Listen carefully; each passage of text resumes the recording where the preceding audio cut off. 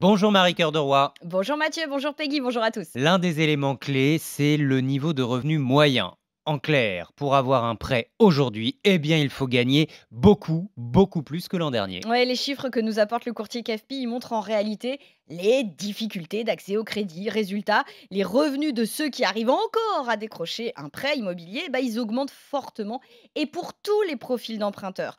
Pour ceux qui achètent pour la première fois, les fameux primo-accédants, on est désormais sur 48 000 euros de revenus par an contre 45 000 l'an dernier. Pour les secondo-accédants, ceux qui achètent après, on passe à 66 000 euros par an. Mais le plus spectaculaire, c'est l'évolution du profil des investisseurs, ceux qui achètent un bien pour le mettre à la location.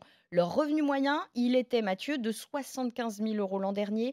Il passe à 89 000 euros Eh cette bien. année. Écoutez le commentaire de Michael Colson, c'est le directeur régional de CAFPI. C'est étroitement lié aux conditions d'accès au crédit qui se sont durcies quand même au cours de l'année, sur les derniers mois. Chez l'investisseur, c'est encore plus marqué pour une raison toute simple, c'est les mesures mises en place par le régulateur nécessitent qu'aujourd'hui l'investisseur ait des capacités qui soient encore supérieures à ce qu'il pouvait avoir hier pour aller faire de l'investissement locatif. Donc forcément, aujourd'hui, pour se permettre de faire de l'investissement, il faut avoir des revenus plus importants que ce qu'on pouvait avoir hier. Et oui, car pour les investisseurs, les freins ils sont nombreux. Ils subissent les difficultés générales dont on parle régulièrement sur RMC, prix trop élevé, hausse des taux d'intérêt, blocage du taux d'usure, vous le savez maintenant ce que c'est le taux d'usure, Oui. mais aussi les obligations du régulateur des banques dont parle Michael Colson, notamment sur le calcul de l'endettement. Bref, tout ça explique pourquoi il n'a jamais fallu gagner autant d'argent pour se lancer dans un investissement. Bon, et puis là, on est sur les moyennes nationales. Dans certaines régions, c'est encore pire. Ouais, ça pique là. Le meilleur exemple, c'est la région Aquitaine. Notez que CAFPI met dans cette région la quasi-totalité de la côte atlantique, donc avec une partie de la Bretagne. Je le précise, c'est pas que la vraie Aquitaine qu'on connaît. Bref, dans cette région Aquitaine, jamais il n'avait fallu gagner autant d'argent pour décrocher un crédit. Le revenu moyen d'un primo-accédant, Mathieu, d'un primo-accédant, il atteint désormais les 56 000 euros par an. Michael Colson de CAFPI.